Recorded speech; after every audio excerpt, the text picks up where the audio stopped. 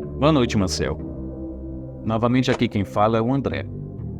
Irei contar o segundo caso do meu pai e o lobisomem, que foi mais assustador que o primeiro. Digo isso porque aquele bicho rondou nossa casa por várias noites. E nos mudamos de lá por causa de sua presença diária. E ocorreu aqui onde moramos atualmente.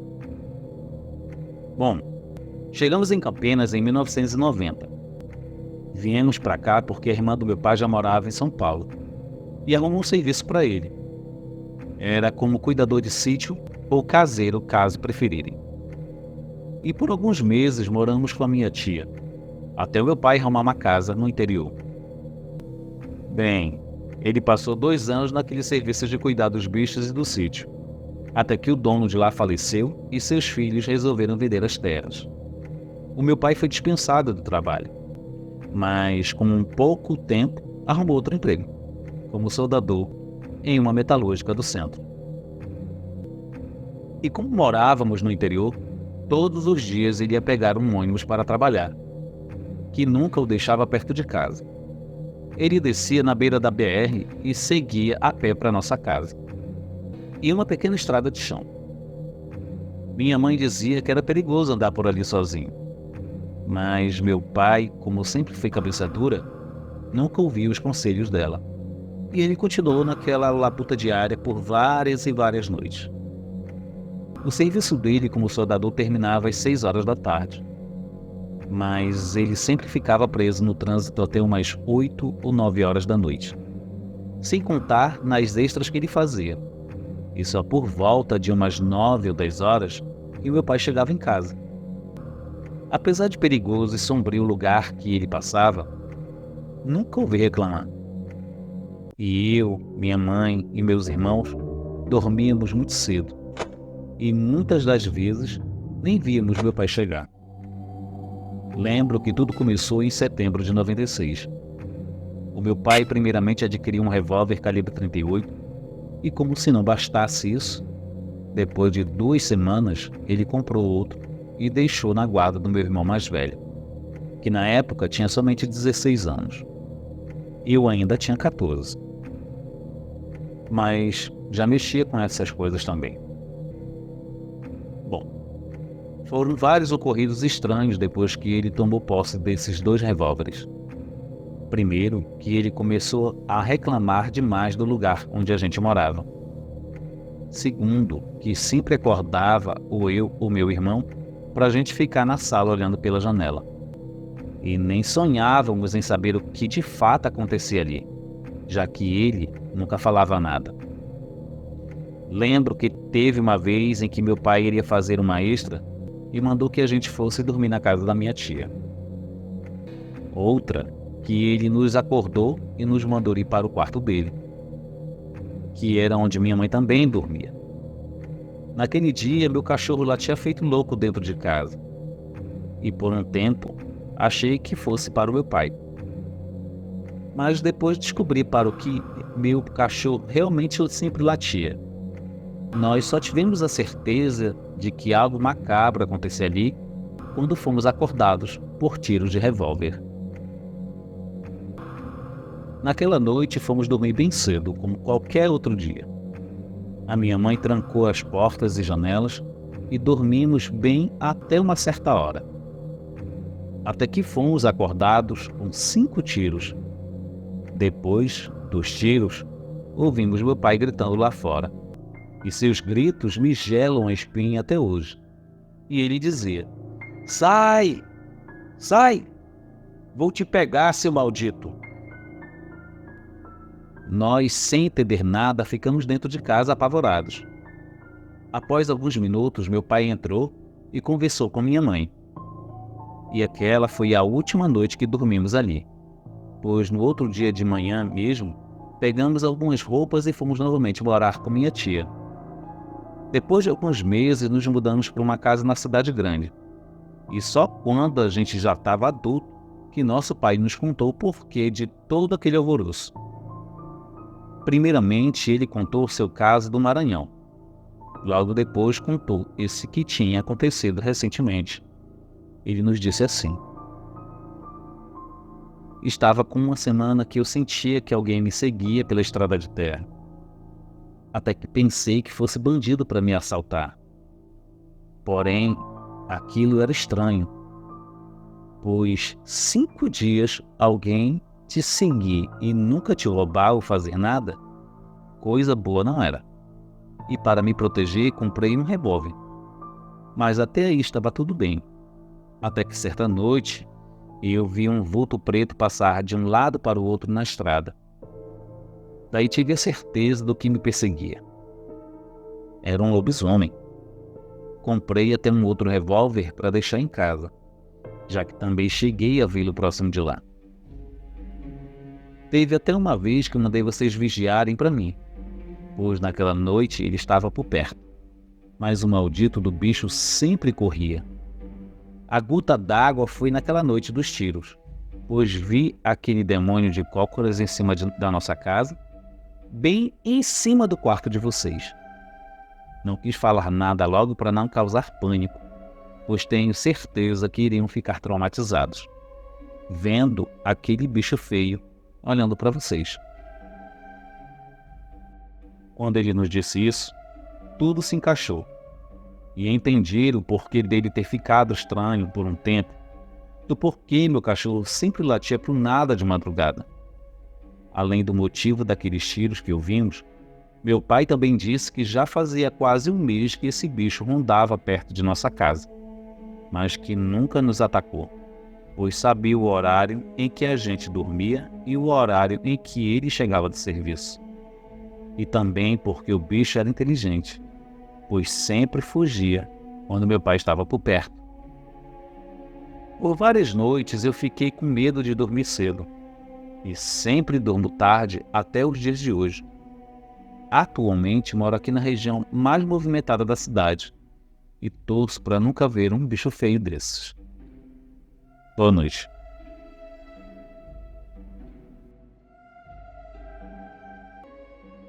Você já ouviu falar da brincadeira Charlie Charlie? Eu estudava no 5º ano e isso ocorreu em 2014. Eu estava na sala de aula junto com os meus amigos e me recordo que era aula vaga e nós decidimos brincar de Charlie Charlie. Para quem não lembra como é a brincadeira, vou explicar.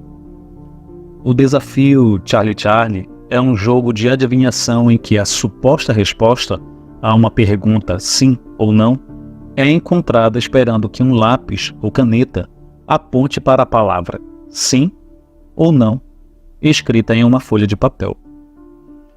Foi popularizado no mundo de língua inglesa em 2015, em parte através da hashtag Charlie Charlie Challenge. O jogo dos 2 lápis envolve cruzar 2 canetas ou lápis para criar uma grade, com setores rotulados como sim e não. E depois fazer perguntas a uma entidade sobrenatural chamada Charlie. Espera-se então que o lápis superior gire para indicar a resposta a tais perguntas. A primeira pergunta que todos fazem ao brincar é: podemos brincar? Ou você está aqui? Ou você está aí? O lápis superior está precariamente equilibrado em um ponto de articulação central, o que significa que ele pode girar facilmente no pivô devido a leves rajadas de vento ou à respiração dos jogadores que esperam que o lápis se mova. Obviamente, quem joga o jogo acreditava que quem respondia seria a tal entidade, Charlie. Voltando ao relato. Escrevemos as palavras do jogo no papel e colocamos as 2 canetas na posição e começamos a brincadeira. Perguntamos: Charlie, você está aí? A caneta moveu no sim. Logo já ficamos muito assustados. Sim, éramos bem impressionáveis e decidimos parar a brincadeira. Sei que muitos podem achar bobagem o que aconteceu até agora. Porém, o que aconteceu a seguir foi tenebroso. Fomos ao banheiro e vimos um rosto no espelho. Era uma mulher branca, com dentes pontiagudos, eram bem afiados. Pareciam com dentes de predadores, como as piranhas. Aquela sinistra criatura rosnava para nós. Quando vimos aquele ser maligno, ele desapareceu do espelho bem na nossa frente. O pessoal dizia que a escola tinha uma energia negativa. 3 dias depois que eu fiz a brincadeira, não conseguia dormir à noite. Estava vendo coisas. Então, perguntei para os meus amigos se eles estavam assim. Eles falaram que sim. Às vezes, a gente pensa que é só uma brincadeira, mas é uma coisa para poder atrair coisas ruins. Espíritos malignos, entidades do mal. Depois desse dia, eu fiquei muito assustado. Tinha muito medo de olhar no espelho e de dormir com a luz apagada. Fiquei algumas semanas dormindo com a porta do quarto aberta e a luz acesa. Eu sentia que tinha algo me vigiando.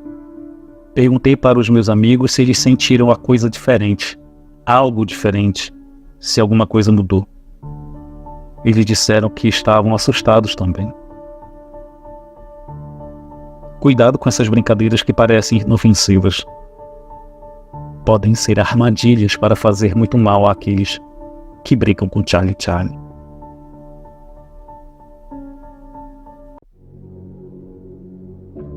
Acho que até hoje eu nunca contei essa história para ninguém. Será contada pela primeira vez, já que é um caos antigo e muito assustador. Um relato contado a mim pelo meu próprio avô, pois ele também chegou a ver a criatura que rondava pelo seu sítio. Bom, Boa noite a todos. Eu me chamo Leandro, tenho 49 anos e moro em São Paulo. Porém, o relato que venho contar a vocês aconteceu em Alagoas, lugar de onde sou natural. Lá nasci e fui criado até meus 25 anos. Foi quando vim para a cidade grande tentar a sorte na cidade de São Paulo. Hoje, graças a Deus, estou estabilizado. Tenho família, emprego e filhos. Sigo uma vida muito boa, mas ainda hoje sinto saudades do meu sertão nordestino. A comida de minha avó e as prosas dos amigos que por lá ainda moram. hoje se encontram vivos apenas meus pais e meus tios, que também presenciaram aquelas coisas. Deles ouvi mais detalhes e também quem era o bicho, mas isso fica para o fim do relato. Agora eu vou contar um pouco de como era a nossa vida na roça, da nossa lida diária do trabalho, que todo santo dia a gente fazia. E vou logo começando com a história dos meus avós. Meus avós, boa parte da vida, foram muito humildes. Viviam da roça, assim como qualquer outra pessoa do interior. Plantavam milho, feijão, macaxeira, entre todo tipo de legume. Inclusive, tinham uma horta muito grande, tanto que até chegaram a vender tomates e cebolas. Mas isso foi por um breve período de tempo. Com o passar dos anos, as coisas foram crescendo e começaram a sobrar. Milho e feijão às vezes estragavam, porque esqueciam, ou, se não ficava muito tempo guardado, criava um mofo e não servia para o consumo. Daí, se deu a iniciativa para meu avô começar a vender suas coisas, o que deu muito certo. Com os ganhos, eles começaram a plantar cada vez mais. Porém, num certo dia, um conhecido do meu avô lhe fez uma proposta e perguntou se ele não estava disposto a começar uma plantação de tabaco, o que naquela época era bem comum e muito consumido. O meu avô, que era muito chegado a um fumo de rolo, no mesmo instante gostou da ideia. É claro que começou com a plantação de fumo, pois suas terras eram grandes e férteis, daria muito certo. E deu. Meu avô e seu amigo fizeram muito dinheiro. Era demorado o processo do feitio do fumo de rolo, mas quando feito, era rápido que ia embora, pois o pessoal daquela época gostava muito de pacaia, ou cigarro de palha, como muitos conhecem. E quando nasci, esse caso já tinha acontecido. Inclusive, meu avô já era dono de algumas terras que se tornou com seu outro sócio, mas isso também ficará para o fim do relato. Como as coisas deram certo lá no começo, o meu avô começou a contratar gente para trabalhar, enrolando fumo para ele. Onde o mesmo disse que fazia de 6 a 8 rolos por dia. É uma quantidade pequena porque o processo era lento e também muito repetitivo. Era tipo um evento quando saía fumo novo. Se reunia conhecidos e vizinhos na casa do meu avô e todo mundo debulhava um pouco do fumo de rolo. Cada um fazia seu pacaia e fumava. Sem contar nos muitos forrós que eles faziam. Mas acho que até aqui falei demais. Porém, agora vocês sabem como era o sítio dos meus avós e as coisas que tinham por lá, assim como também era nosso dia a dia. Pois bem, vamos para o relato de fato. Certa vez chegou um homem chamado Severino no sítio do meu avô, pedindo emprego, ali pelas terras dele. E que logo recebeu, pois estava bem perto da melhor época de fumo, que era o final de novembro e dezembro. O homem, que era muito trabalhador e inteligente, mas calado como ninguém, só abria a boca para falar coisa certa. O que era desnecessário, ele nem tocava no assunto. Junto a Severino, claro que tinham mais outras pessoas, umas 12 no total, dentre conhecidos e desconhecidos, sendo o Severino um total desconhecido, mas que logo iria se tornar o melhor amigo do meu avô. Tudo começou no final de novembro. Numa certa manhã, os rolos de fumo começaram a aparecer mastigados, mordidos por alguma coisa. Meu avô colocou ratoeiras no quarto do fumo para ver se pegava os ratos que faziam aquilo. Mas que de nada adiantava. Os rolos continuavam a aparecer todos mordidos, o que de certa forma atrapalhou em muito a vida do meu avô. Pois, além de perder o produto, teria que esperar mais um mês para ter um novo rolo de fumo. Foi então que meu avô pegou 2 homens de segurança e os colocou como vigia. E foi aí que eles viram o que estava mastigando os rolos. Certa noite, todo mundo da casa do meu avô acordou com os estampidos de tiros. Mais de 6 no total. Ao irem lá fora, não encontraram ninguém vigiando o quarto de fumo. Só depois de muito tempo que ouviram uma voz longe gritando: "Aqui! Aqui!" E os 2 homens de confiança do meu avô estavam cada um em cima de uma árvore. Eles desceram das árvores e meu avô foi indo na direção dos 2. Ao se encontrarem, já foram falando para ele: "Patrão, a gente viu que tá comendo teu fumo. É um lobisomem, patrão." "Conversa, homem. Conta essa história direito", respondeu meu avô incrédulo. Mas, ao contarem a história, tintim por tintim, ele viu que os homens não estavam mentindo, pois, para estar 2 caboclos assustados daquele jeito, certamente foi algo muito feio que os assombrou. Tanto é que depois dessa noite, nenhum dos 2 quis ficar ali vigiando. Quanto ao bicho, continuava a atacar e aparecer nas terras do meu avô.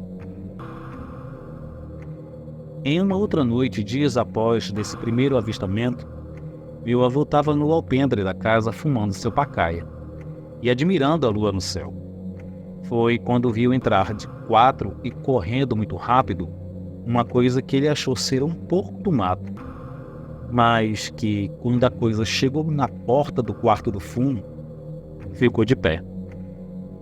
Ele disse que a porta media certinho 2 metros e que, para entrar, o bicho ainda se agachou um bocado, o que, de certa forma, não era nem gente e nem muito menos um porco.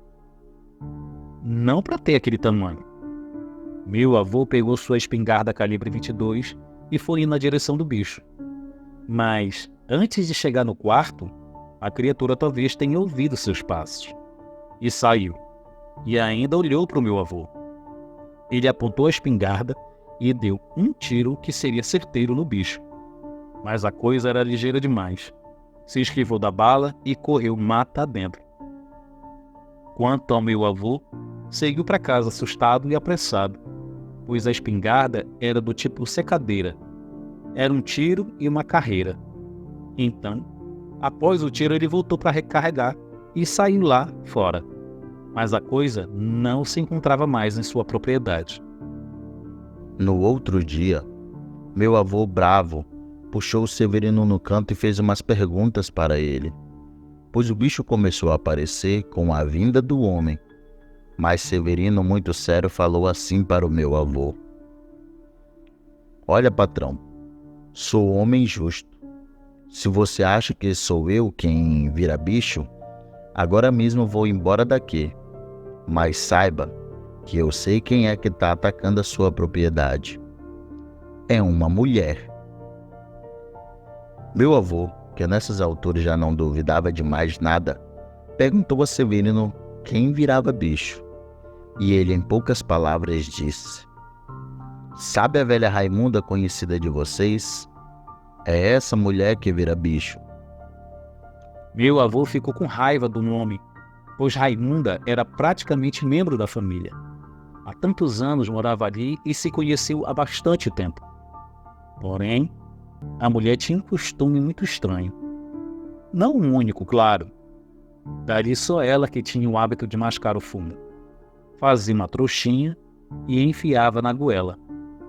Depois que sugava todo o fumo, saía cuspindo pelos cantos. Então, Severino fez a proposta de pegar o bicho, o que de certo modo deu certo.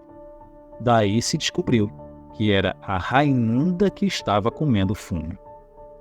No dia do último ataque do bicho, meu avô matou um porco para comer no Natal. As vísceras entregou a Severino a pedido dele. E de noite todo mundo se reuniu ali para comer, inclusive essa dita mulher, a Raimunda, que foi uma das primeiras a ir embora. Severino, que havia prometido pegar o bicho para o meu avô, abriu os fatos do animal, juntou aquela goda de fezes com água e se banhou daquela estranha mistura e foi se esconder dentro do quarto onde ficavam os rolos de fumo. Dizia ele fazer aquilo para o bicho não sentir seu cheiro e nem perceber que ele estava ali, já que Severino disse que o lobisomem sente o cheiro de gente de longe. Então, depois de tudo pronto, foram todos dormir. E em certa hora da noite, eles só ouviram os berros de algo que parecia com um porco grunhindo, de tanta dor. A coisa que aparentava estar correndo passou pelo sítio do meu avô e se embrenhou no meio de sua plantação de tabaco. E sumiu na escuridão da noite. Ao saírem, viram Severino com sua arma e em punho, e o homem, sem pestanejar, apenas falou: Olha, amanhã é só esperar que a tal da Raimunda não vai aparecer para trabalhar. E foi dito e feito. De manhãzinha ela não veio para o serviço. Foram até sua casa e nada encontraram por lá. E passou um dia, 2 dias e semanas, e ela nunca mais retornou. Severino, que há pouco era um total desconhecido, havia se tornado amigo do meu avô, até um certo tipo de conselheiro. Já Raimunda foi de amiga para desconhecida. Ninguém mais ouviu falar da mulher, que nunca mais deu as caras no sítio do meu avô.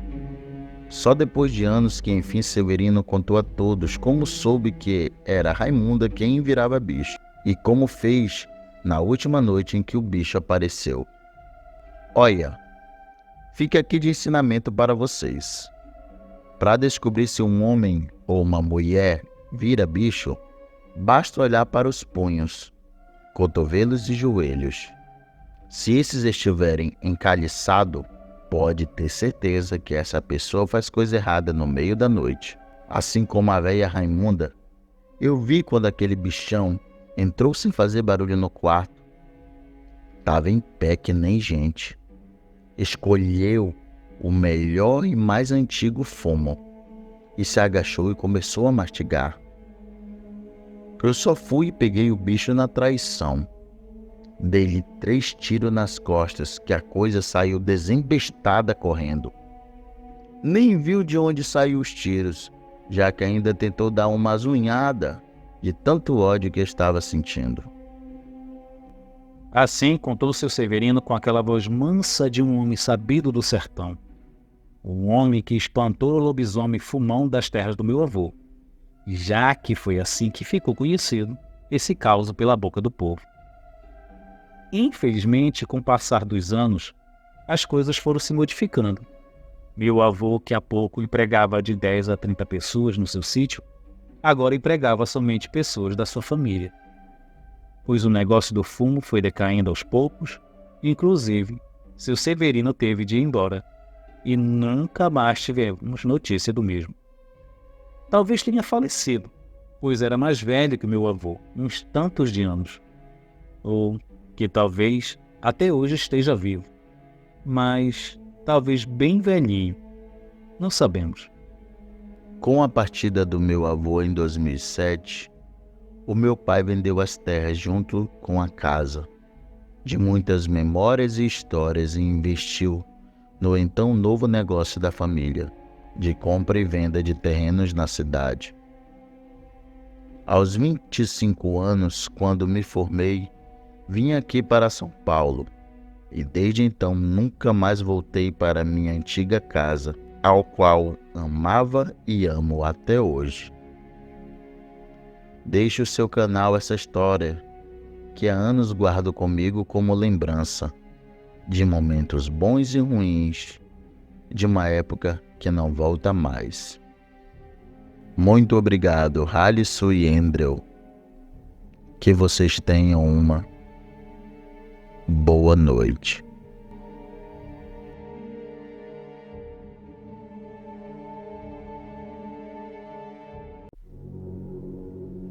Olá, Alisson. Eu me chamo Henrique, tenho 48 anos e moro em Pacajus, município do Ceará. Venho contar hoje aqui no seu canal o meu relato. Um caso que aconteceu na minha infância, que marcou boa parte da minha vida. Criei uma série de medos e traumas na infância que perduraram comigo até a minha vida adulta. Hoje, mais maduro, não tenho tanto medo daquilo que vi, mas tenho medo de que um dia eu volte a vê-lo. Na época morávamos em um interior de Pacajus, numa casa que era dos meus avós. Junto a nós viviam tios, primos, irmãos, além dos meus pais e dos meus avós, que na época ainda eram vivos. Nesse tempo do ocorrido, eu deveria ter em torno de uns 10 ou 12 anos. Eu não lembro ao certo. Eu era um filho obediente e muito trabalhador.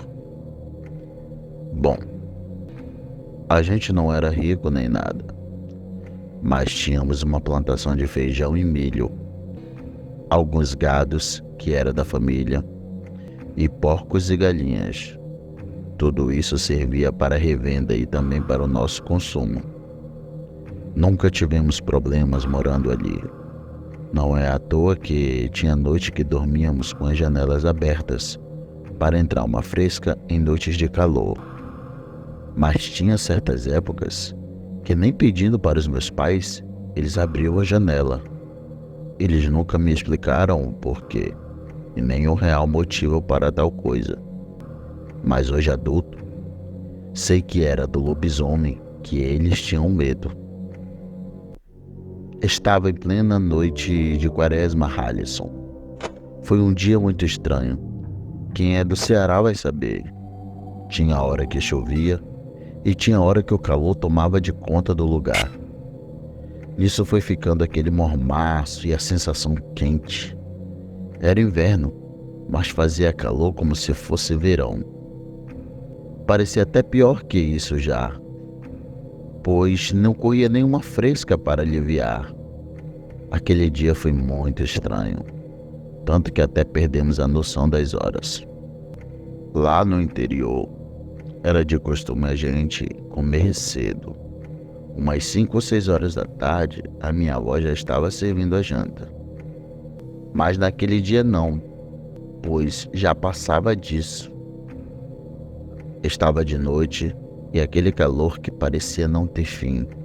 E como já era tarde, a minha avó não quis fazer uma janta comum. Ela pegou um leite talhado que tinha de vaca e fez uma coalhada pra gente. Então, um a um, foi pegando seu prato e indo para debaixo do alpendre. Aos poucos, todo mundo foi se satisfazendo, uns mais que os outros. Naquele momento feliz e descontraído, ouvimos uma passada vindo ao longe. Alguém se aproximava. Meu pai e meus tios se levantaram para ver quem era. E era o velho João, um certo conhecido da família que vivia por ali. Um homem muito estranho, Halisson. Parecia que nem banho ele tomava. Mas, naquele dia muito desaforado, estava todo molhado. Havia pegado a chuva da tarde. Ele chegou, cumprimentou a todos e já ia seguir o seu caminho, mas meu avô, para não fazer desfeita com o homem que viu todos jantando, lhe ofereceu uma pratada de coalhada. O João aceitou de bom grado e ficou conversando conosco. Uma conversa normal, de gente grande. Ali na brincadeira com os primos e primas e irmãos, nem me preocupei. Mas aquilo estava prestes a mudar. Depois de 2 pratos de coalhada com farinha, eu fui dormir. Mas, como estava calor, não conseguia parar quieto na rede. Me virava de um lado para o outro. E era aquela suadeira. Então, para aliviar, resolvi abrir a janela do quarto, onde dormia junto com meus irmãos. Passei entre as redes e bem devagar fui abrindo a janela, para que meu irmão Benedito não ouvisse, pois, como eu disse, a ordem era para não abrir a porta e nem as janelas de noite. Não enquanto fosse quaresma. Mas fui lá e abri, e para o meu espanto, assim que eu olhei lá para fora, avistei um ser bípede na estrada. A luz da lua estava clara. Dava para ver perfeitamente aquilo. Parecia um homem pelo tamanho, mas tinha corpo que nem de um cachorro. O bicho parecia estar passando mal. Passava a mão na cara e ficava arrodeando um matinho que tinha ali na frente. Foi quando aquela coisa se pôs de 4 e começou a vomitar. Logo em seguida, a coisa grunhiu. Era uma coisa horrível. Não parecia com nada do que a gente já tinha ouvido. Parecia um gemido de dor de uma pessoa, mas era grosso e alto. Aquilo ainda ficou naquela marmotagem por um momento e depois correu desembestado na direção da mata. Eu me benzi quando vi aquilo e fechei a porta de uma vez. Corri para minha rede e tentei dormir no calor mesmo. E nem que pegasse fogo, abriria a janela outra vez. Pela manhã veio o inusitado. Curioso e com medo para ver o que o bicho havia vomitado, fui ao lugar onde a criatura estava rodeando e gelei quando eu vi aquilo. O vômito do bicho estava pura coalhada, a mesma que mais cedo havíamos jantado em casa. Na hora eu já sabia. Foi o Zé que virou lobisomem. Mas não foi tão fácil assim como pensam. Eu contei para os meus pais e eu fiquei doente, de cama. Passei dias e mais dias acamado. Tive pesadelos com aquela coisa. e até fizeram uma missa para mim, que era costume naquela época, até que aos poucos eu fui melhorando. Após se passar muito tempo, a minha mãe disse que o tal José virava lobisomem, e que mesmo sendo amigo ninguém confiava. Muitos não acreditavam que aquele bicho poderia virar tal coisa, mas tanto eu como meus parentes viram aquilo em que o homem se tornava. Ele nunca atacou ninguém da região, muito menos animais de criações. Parecia estar consciente da sua sina, e enquanto era aquela coisa, sabia distinguir o errado do certo. Eu fiquei traumatizado, Halisson. Passei longos anos assustado com a noite, mas aquela foi a única vez em que eu vi o lobisomem, que, por Deus, não me atacou. Fico honrado por você narrar a minha história, Halisson, que há anos guardo comigo. Muito obrigado e que tenha uma boa noite.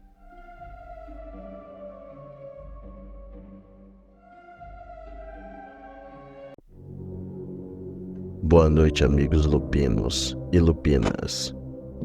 Esta noite teremos um relato de uma fera que vivia entre os trilhos de trem em São Paulo. Em meados de 2008, estavam recém-terminando a linha 9 Esmeralda de trem. Eu morava em Interlagos e trabalhava no Morumbi de auxiliar de escritório. Esta linha facilitou demais a minha vida, pois descia do trem, andava uns 15 minutos e já estava em casa. E no trabalho, o mesmo.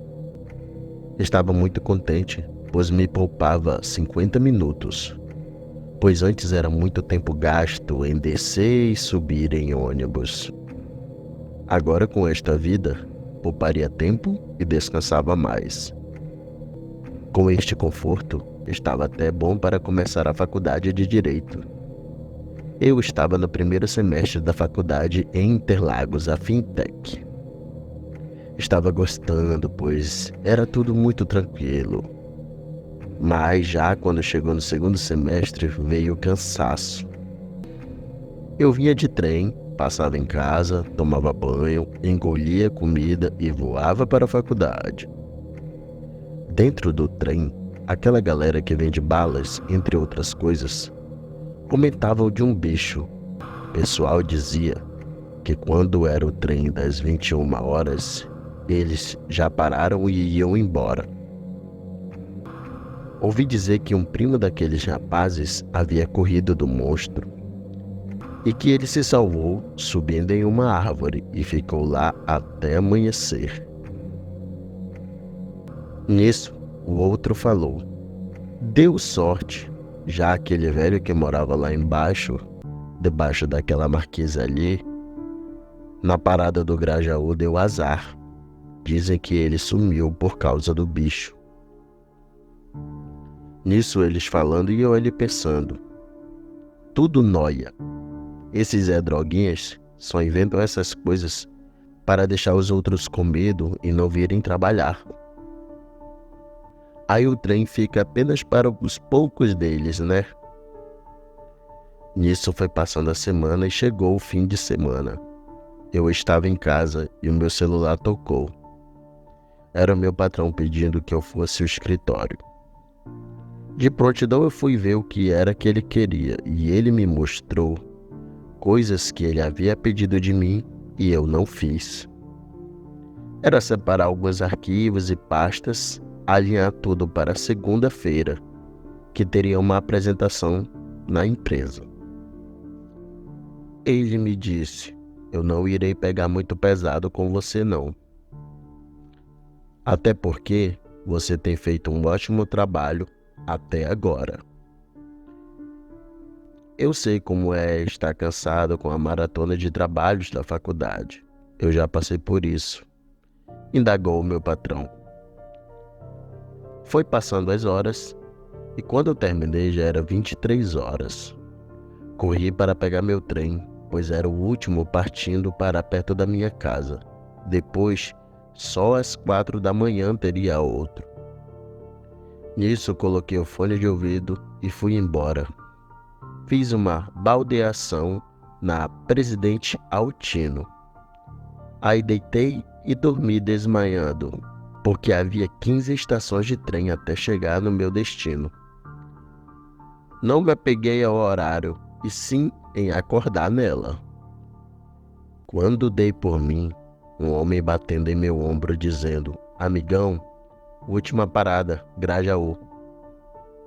O trem irá se recolher para o pátio." Eu acordei perdido no espaço e perguntei: "Tem outro voltando para Interlagos?" Ele disse que não. "Mas dá para ir de caminhada. Só uns 2 quilômetros. Uns 20 minutos no máximo até lá." Eu pensei: já tô lascado mesmo. Irei na caminhada. Agora só falta ter ladrão para me roubar. Aí fecha o dia. Guardei meu celular e fone no bolso. Os primeiros 10 minutos foi legal. Muita iluminação e estava confortável. Cheguei em um pedaço e ouvi um uivo de cachorro que estava bem longe. Continuei andando até chegar em uns trens antigos parados e pichados. Do nada, um vulto corre entre eles lá na frente a uns 200 metros. Solta outro uivo. Aquilo me arrepiou até os pelos do pé. Quando uma mão tampou minha boca e me puxou para dentro do trem. Lembra daquele senhor que havia desaparecido? Pois é, não foi dessa vez. Ele estava ali, escondido o tempo todo. Ele me disse: "Não faz barulho." Aonde ele estava era um vagão com cheiro muito forte de produto de limpeza. Eram guardados produtos antigamente de limpar banheiros das estações de trem. Um cheiro até gostoso, mas enjoativo. E ele me disse: "Aqui ele não irá nos farejar. Esse bicho apareceu aqui e não vai embora mais." Eu perguntei o porquê e ele me disse: "Pessoas se drogam aqui e acabam mortas por overdose. Estes vagões às vezes fedem a carniça e ele fica rolando nelas. Eu já vi ele fazer isso algumas vezes." E eu pensei comigo: eu ficarei aqui até que horas, meu Deus? E perguntei dele: "Que horas esse bicho vai embora, senhor?" E ele me disse: "Eu nunca vi, eu sempre durmo bêbado antes." Nessa hora, ouvimos um estrondo em cima de onde estávamos. Ele andava de um lado para o outro, quando a minha mãe, preocupada, me liga. Quando tocou o meu celular, o meu coração parou. O velho olhou para mim em desespero e me disse baixinho: "Desligue esse celular agora." Quando do nada, aquele monstro desceu e começou a esmurrar a porta de aço do trem. Ele fez um gesto para mim em silêncio e para desligar o celular também. Fiz isso na hora, mas já era tarde. O monstro já sabia que havia alguém ali. Ele rodeava de um lado para o outro e vinha e atacava o trem com toda a força. Eu pensei: por que eu sou tão burro? Celular na mão, é só ligar para o 190 e eu quero ver se esse bicho vai enfrentar a polícia. Neste momento, parou os barulhos e ficou em silêncio. Parecia que não havia mais nada ali. Aí o velho disse: "Irei para o outro vagão, que está mais cheirando a produto químico do que esse. Aqui, ele já farejou você e eu. Se ele voltar, só Deus sabe o que pode acontecer." Quando o velho pôs a cabeça para fora, aquela fera o puxou para cima do trem. Ouviu-se apenas os gemidos do pobre coitado. Eu naquele momento apenas desci correndo até chegar na rua, que havia umas casas e eu fui gritando, pedindo socorro, desde a linha do trem até chegar na primeira casa, que nem janela se abriu. A segunda abriu a janelinha da porta e perguntou o que estava acontecendo. E eu disse que havia um animal grande tentando me pegar. Saiu um homem, já de uns 47 anos, com um revólver na mão e disse: "Se for pessoa de bem, será bem-vindo, mas se tentar algo errado, não pensarei uma vez em atirar em você." Eu, desesperado, falei: "Pelo amor de Deus, eu sou do bem, preciso de ajuda." "Tudo bem", disse o homem. Ele veio abrir a porta. Foi quando ele viu a uns 3 metros atrás de mim um animal de pé, com olhos vermelhos e babando sangue. Disse: "Entra logo", e me puxou com uma mão, atirando no bicho com a outra. Ouvindo aquele grito de terror da fera, o homem não parou de atirar, até que o bicho se virou e saiu de 4, cavalgando pelo trilho sentido a Grajaú. E o homem que me salvou não sabia o que era, o que ele havia alvejado. Disse a ele: "É um lobisomem, senhor." Ele me disse que desconfiava mesmo pelas características. Neste dia eu vi a morte de perto. E este mesmo senhor me hospedou por alguns minutos até meu pai e minha mãe chegarem para me buscar. Chamamos as autoridades, mas infelizmente foi dado como morte por briga. O velho estava com o pescoço cortado e a cabeça arranhada. Eu tentei contar, mas até o homem que me salvou não sabia o que havia visto. Eu sei que era aquele bicho. Um homem que virava aquilo e tinha fome de matar. Eu escapei. Mas ai de quem anda ali na linha férrea de Primavera Interlagos até Grajaú, ou vice-versa. Cuidado, homens e mulheres que vivem neste trecho. Você poderá ser a próxima vítima. Boa noite.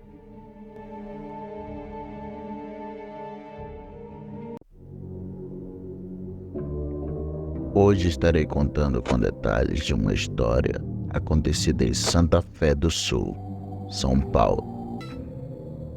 Uma senhora, Dona Doca, apelidada pelos irmãos, nome provido de Dorestina, uma senhora de 78 anos. Vamos ao relato. O ano era 1970. Nasceu meu primeiro e único filho. Morava em uma rua que no final havia um campo de futebol. Lá havia muitos jogos, vinha gente de todo lugar jogar e assistir. Tínhamos uma casa muito grande, com outra ridícula no fundo, que também era enorme, com vários quartos, que meu marido alugava. Isso mantinha nossos custos extras e os mimos dele, que eram os cavalos. Um certo dia chegou um homem muito bem vestido, porém estava fedendo. Conversou com meu marido e alugou um quarto por uma semana.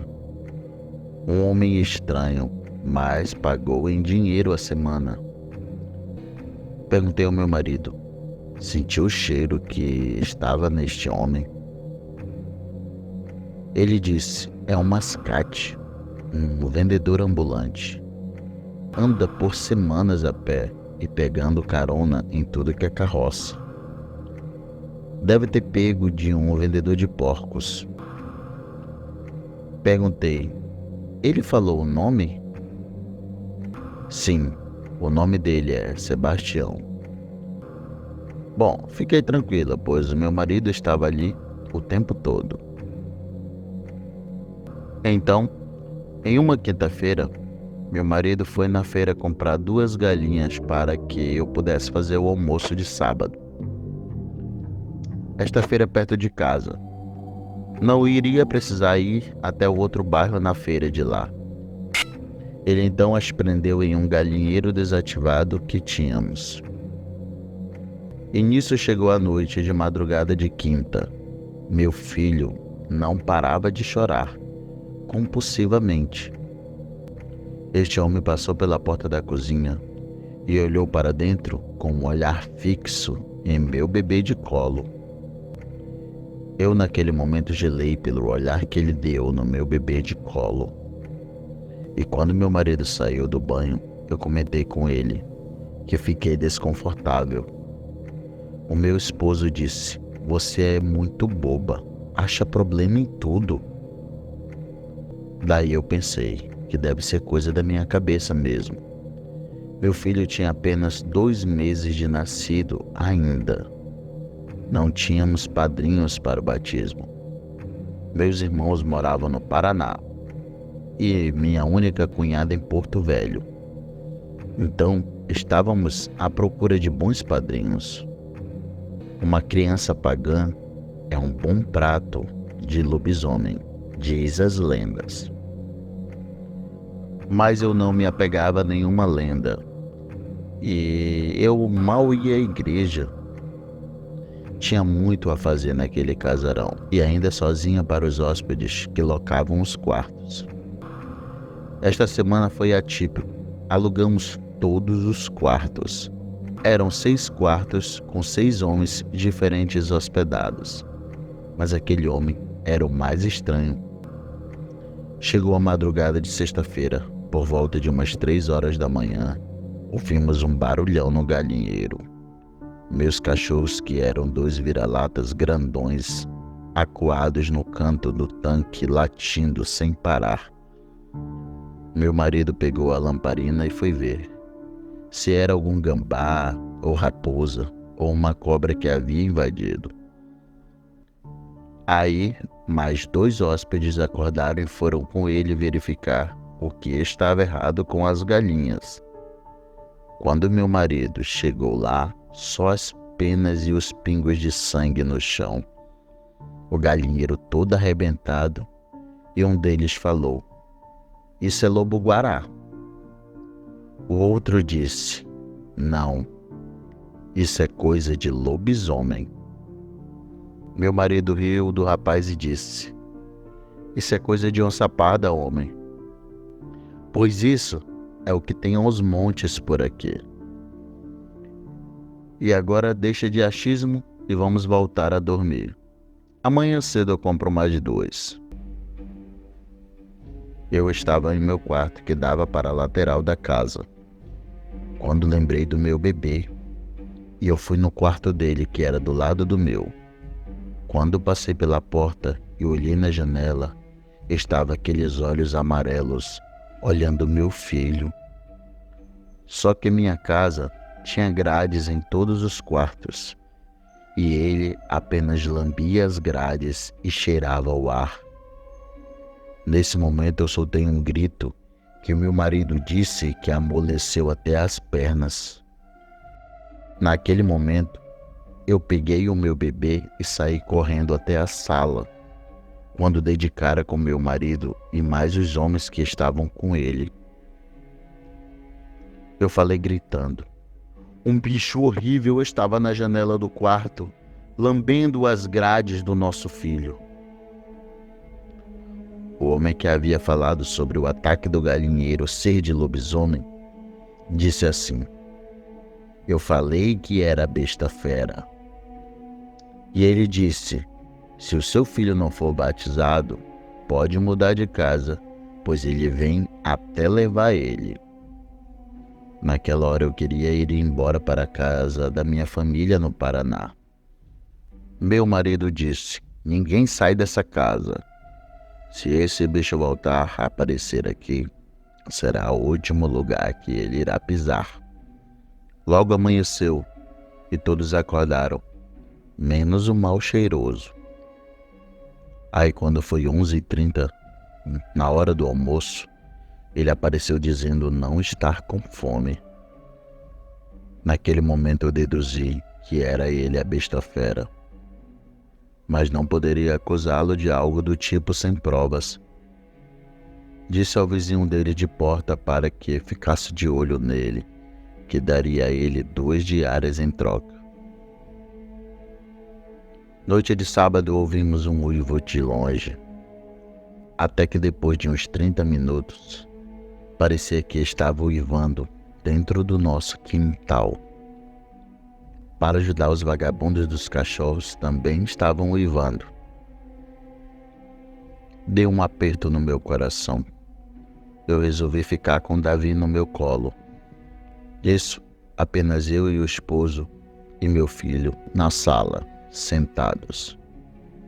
Quando ouvimos um estrondo na porta da cozinha, meu marido gritou: "Corre para o quarto e fecha a porta." Do nada, escuto meu marido dar um grito: "Jesus Cristo, o que é isso, meu Deus?" Quando os dois rapazes vieram de fora e viram o bicho de costas, enterrou um ferro bem pontudo nas costas da fera. Eram os mesmos dois homens corajosos. Meu marido aproveitou e deu uma facada nas costas da fera também quando ele se virou para atacar os homens. Quando ele se voltou contra os rapazes, ele estava babando e bufando, parecia um boi bravo. E ele pegou um pelo pescoço e arrancou a cabeça dele sem fazer força. O outro rapaz saiu correndo, só que era tarde demais para ele também. Antes de abrir o portão, ele o pegou e o dilacerou. E meu marido, vendo tudo isso sem poder fazer nada. Não havia nenhuma arma ou outra coisa que pudesse feri-lo em casa. Quando apareceu aquele homem fedido com um revólver e atirou no monstro 6 vezes. Aquele bom homem, que eu jurava ser um monstro, estava naquele momento nos salvando da fera. Ele não sucumbiu aos tiros, mas quando ele pegou o facão e arrancou a cabeça dele, seu corpo caiu para o lado e a cabeça para o outro. Quando a fera caiu no chão, começou a transformação de bicho para homem. Foi quando meu marido viu. Aquele homem decapitado era o último a alugar o quarto com a gente. O homem fedido se apresentou dizendo que era um padre sacerdote há anos atrás, antes de virar mascate. Por causa de um acontecido com sua família, de uma besta-fera desta ter matado sua mãe e irmã, ele largou a batina e virou mascate. Disse já ter topado com 5 lobisomens e matou todos dessa mesma forma. A vida dele é vagar sem saber para onde ir, apenas buscando vingança pelo ocorrido com a família. Aí neste dia, achamos o padrinho do meu filho, e a madrinha foi uma amiga do trabalho. De Senhor Sebastião, virou Compadre Tião. Ele volta em todos os aniversários do Davi, sempre trazendo brinquedos que as mães odeiam, pois fazem barulho. E eu julgando aquele homem que salvou a vida do meu Davi. Se não fosse ele, estaríamos eu e meu marido e meu querido Davi mortos hoje. Obrigado ao meu eterno amigo e compadre Tião, falecido em 20/7/2004. Boa noite.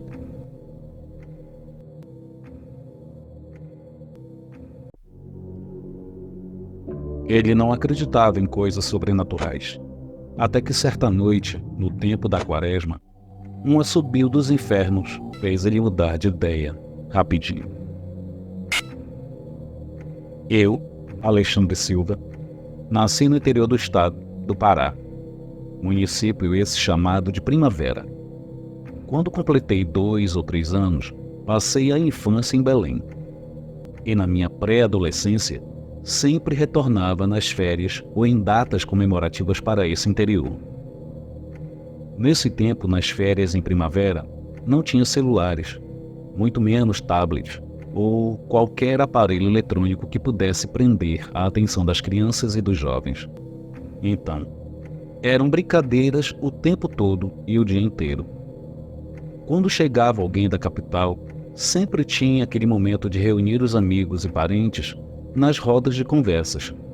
Eram histórias, contos e lendas. Sempre se ouvia falar das matintas pereiras, que ali apareciam, e de lobisomens, e pessoas que viravam porcos. Diziam que eram gente que lia o livro de São Cipriano, e fizeram seus pactos, e até escapavam da morte em lutas com facas e terçados com seus desafetos. Uns diziam que tudo não passava de lenda, só para meter medo na gente na hora de dormir. No ano de 1998, quando eu completei 16 anos, fui morar de vez com a minha avó em Primavera. Por sinal, já era um município bem desenvolvido em alguns aspectos, mediante a muitos lugares do nosso estado do Pará. Em 1999, entre os meses de março e abril, no chamado Tempo da Quaresma, época entre o Carnaval e a Páscoa, onde no interior, principalmente os que são bastante religiosos, respeitam muito esse período de 40 dias. Ninguém se mete em festas ou anarquias, até chegar o domingo de Páscoa. E nesse tempo, eu fazia parte do grupo teatral da paróquia São João Batista, do município, e estávamos ensaiando há mais de um mês para apresentar na sexta-feira santa a peça Paixão, Morte e Ressurreição de Jesus. Essa peça era apresentada uma vez ao ano, toda personalizada com trajes de época. E numa bela terça-feira chuvosa, antes de irmos para o ensaio na casa de um dos diretores da peça, eu estava reunido com alguns amigos na praça, próximo à igreja matriz, às 5 da tarde. E combinávamos de ir para o ensaio juntos, cada um na sua bike, pois a casa do diretor ficava bem afastada do centro, quase em outra localidade, ao lado de um igarapé. Finalizando o combinado, passa uns amigos nossos com mais idade e falam assim: "Olha bem hoje, hein? É o dia dela.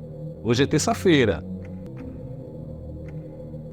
E eu, sem entender o porquê, perguntei aos meus amigos que moravam lá há mais tempo, pois eu estava há exatamente uns 6 meses morando ali, e me disseram: toda época de inverno que coincide com a quaresma nas noites de terça-feira, muitos moradores do município ouvem ela assobiar. E eu, todo curioso, exclamei: "Ela quem?" Na hora, um olhou para o outro e disseram: "Ele não sabe? Vocês ainda não disseram a ele?" "Disseram o quê?" indaguei novamente. Aí um amigo por nome Joel e outro chamado pelo apelido de Quinha me relataram: todas as noites de terças-feiras, à meia-noite no período da quaresma, no inverno, muitos ouvem assobios de matinta pereira em cima de suas casas, quintais e janelas, e outros diziam só ouvir de longe. E eu, ao ouvir tudo aquilo, comecei a rir e desdenhar. Isso é besteira da cabeça do povo. Isso nem existe. Uma coisa é certa: mais do que Deus ninguém. E tem mais: isso é falta de reza e falta de fé. Eu, jovem, sem muito conhecimento no assunto, fiz um pré-julgamento, porém, um dos meus amigos disse assim: "Alexandre, tu tá certo, mais do que Deus ninguém. Mas, amigo, abaixo de Deus nessa terra ficou muita maldade e coisas sobrenaturais que nem mesmo um homem ou ciência pode explicar. Então, se fosse tu, ficava mais esperto ao falar algo que nem conheces." Após ele me dizer isso, eu fiquei pensativo. Dali saímos cada um para sua casa e, no horário combinado às 20 horas, nos encontramos na praça e de lá fomos à casa do diretor. Fizemos os ensaios e depois ficamos confeccionando nossos trajes e acessórios. Em dado momento, olhei para meu relógio digital da época e que de hora em hora ele apitava dando a hora marcada e eram 23h45. Então nos despedimos de todos e ao sair da casa foram abrir o portão exatamente às 23h58. E na hora o diretor gritou: "Ei, cuidado com a Matita Pereira, já vai dar meia-noite e hoje é terça-feira." Eu e meus 3 amigos, cada um numa bicicleta, olhamos um para o outro e seguimos. Eu ri e falei: "Foi só para tentar assustar a gente." Nos afastamos a uma certa distância. Embora estivéssemos na mesma rua com pouca iluminação, e assim que passamos em frente de uma casa com descampado em volta, o meu relógio começou a apitar. Meia-noite.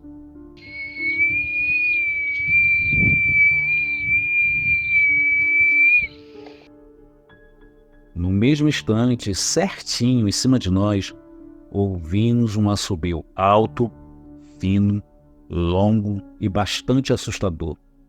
Foi algo tenebroso e arrepiante, que eu e meus amigos olhamos um para o outro e ficamos quase uns 30 segundos paralisados. Tentamos falar através dos olhares, até que enfim a voz saiu. "Tu ouviu? Tu ouviu?" E todos balançaram a cabeça com um forte sim.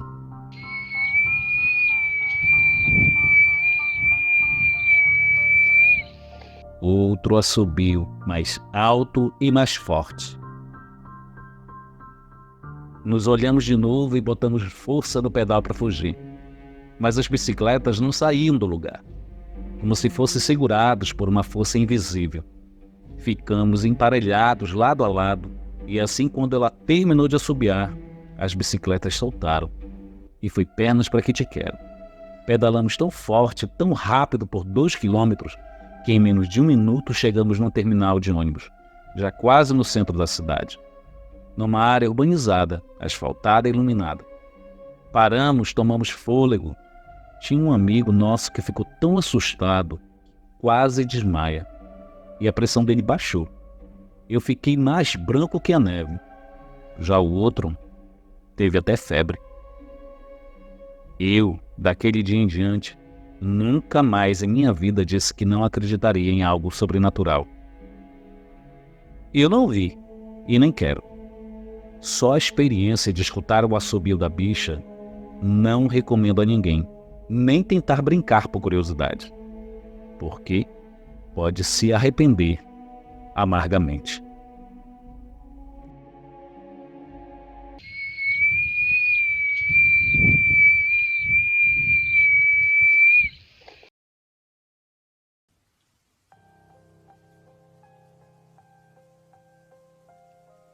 Olá a todos, o meu nome é Ana Beatriz e vou contar uma coisa que aconteceu no ano de 2006.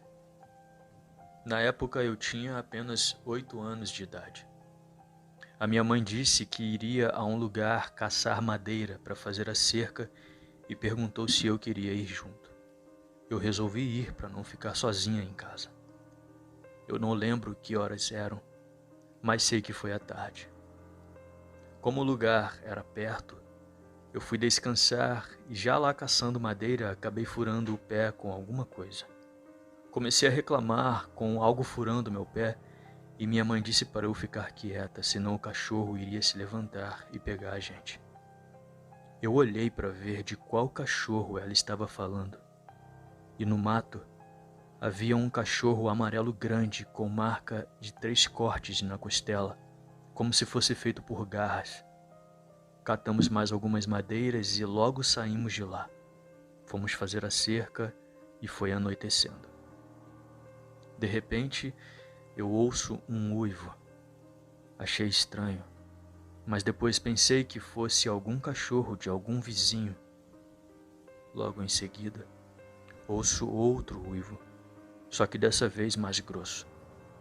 Olho para a cara de minha avó e reparo na sua expressão de espanto. Foi aí que eu olhei na direção para onde elas estavam olhando. e vi uma coisa de pé igual gente, com cerca de 2 metros de altura, pelos negros e uivando muito. Perguntei o que era aquilo, mas ninguém me respondeu. A minha avó só dizia, gritando: "Sai pra lá, bicho." Eu, já com medo, ficava também com medo daquela coisa se aproximar e atacar meu cachorro, que ficava latindo para a coisa que estava na rua uivando. Até que minha avó disse: "Vamos sair daqui. Vamos pra dentro, senão ele vai vir e vai pegar a gente." Corremos para dentro de casa, trancamos tudo e colocamos o cachorro para dentro e reforçamos as portas. Depois de muito tempo, aquela coisa parou de uivar e, com passos pesados, como de cavalo ou de boi, foi se afastando de perto da casa. No dia seguinte, encontrei minhas amigas e elas me perguntaram se eu ouvia aqueles uivos. E, com expressão de espanto no rosto, eu disse que vi e ouvi. Elas me perguntaram o que era aquilo e eu respondi que não sabia. Fui com elas mostrar o cachorro que estava morto ali, com aquelas marcas de arranhão na costela. Chegando lá, me surpreendi, pois não havia mais o cachorro, só algumas marcas de sangue. Deduzimos que aquilo tinha devorado o cadáver do cachorro. Logo depois, ouvimos alguns vizinhos cochilando sobre os uivos na noite passada e outras coisas que não conseguimos ouvir. Eu confesso que as chances daquilo ser uma associação ou de ser o próprio cachorro que tinha feito tudo aquilo estava fora de contexto. Eu deduzo que aquilo só poderia ter sido um lobisomem, coisa que eu nunca pensei que realmente existia. Com o tempo, ouço relatos de lobisomens aqui no YouTube de pessoas que viram bichos como o que eu vi anos atrás, com características parecidas, e eu tenho 99% de certeza de que aquilo que eu vi realmente era um lobisomem. Desde então, fico ouvindo relatos de pessoas que também viram um deles por aí. Foi aí que eu decidi contar o que aconteceu. Olá, meus queridos inscritos, aqui é Alisson Maciel e venho reforçar novamente o desafio de 10 mil seguidores. Quando eu bater a meta de 10 mil seguidores, eu vou sortear 2 livros do Jefferson José, O Eurolfo na Vila dos Lobos e O Dia em que o Sol Parou. Então, se você quer concorrer a esses 2 livros, pegue um dos vídeos do canal e compartilhe o link com seus amigos nas suas redes sociais. Mas, se você não tem paciência para adquirir as obras do Jefferson José no sorteio, entre em contato no link nas descrições. A compra é totalmente segura. Eu já mostrei eu recebendo meu livro, a Heloíse o dela, o meu amigo Hamilton Quaresma recebendo o dele e mais recentemente meu amigo narrador Andrew recebendo o livro dele.